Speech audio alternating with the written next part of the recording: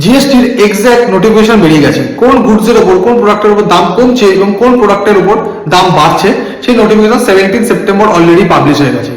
এইখানে Nirmala Sitharaman already tweet করে দিয়েছে, কোম্পানিগুলোকে বলে দিয়েছে জিএসটি রেট কম হওয়ার ফলে তার বেনিফিট যেন কনজিউমাররাই ভোগ করে। এমন যেন না হয় যে জিএসটি রেট তো কমে গেল কিন্তু তোমরা তোমাদের বেস্ট প্রাইস বাড়িয়ে দিলে, যার ফলে কি হলো প্রফিটটা তোমরা উপভোগ করলে। এই জিনিসটা যেন না হয়। যদি এই জিনিসটা হয়, গভর্নমেন্ট সব দিক থেকে নজর রাখছে, গভর্নমেন্টের সব পোর্টাল খোলা আছে।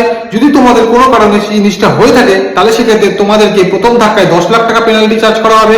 তোমরা যদি দ্বিতীয়বার সেই জিনিসটা করো সেক্ষেত্রে 50 লাখ টাকা পেনাল্টি চার্জ করা হবে। এবং কাল নির্মলা সীতারামন আরেকটা টুইট করেছে, সেখানে বলে দিয়েছে যে প্রি জিএসটি রেট কম হওয়ার আগে আপনার যে প্রোডাক্টের প্রাইস ছিল আর পোস্ট জিএসটি কম হওয়ার পরে যে প্রোডাক্টের প্রাইস তার মধ্যে ডিফারেন্স থাকতে হবে এবং সেই বেনিফিটটা কনজিউমাররা ভোগ করবে। যদি তুমি কনজিউমার হও, যদি তোমরা মনে হয় যে তোমরা সেই উপভোগটা করতে পারছো না বা তোমাদের বেনিফিট হচ্ছে না, তোমরা কনজিউমার ফোরাম এছাড়া টুইট করো বা তোমরা যেখানে হোক সেখানে নির্মলা সীতারামনকে ট্যাগ করো এবং সেই কোম্পানিকে সাথে ট্যাগ করো। সেই এগেইনস্টে ফাইন্যান্স মিনিস্টার নির্মলা সীতারামন বা গভর্নমেন্ট এগেইনস্ট তার ব্যবস্থা নেওয়া হবে। এটা মাথায় রাখো। যদি তোমাদের আরো কোনো কিছু হেল্প লাগে তোমরা আমার সাথে কল করে কথা বলতে পারো, আমি অবশ্যই তোমাদেরকে হেল্প করবো।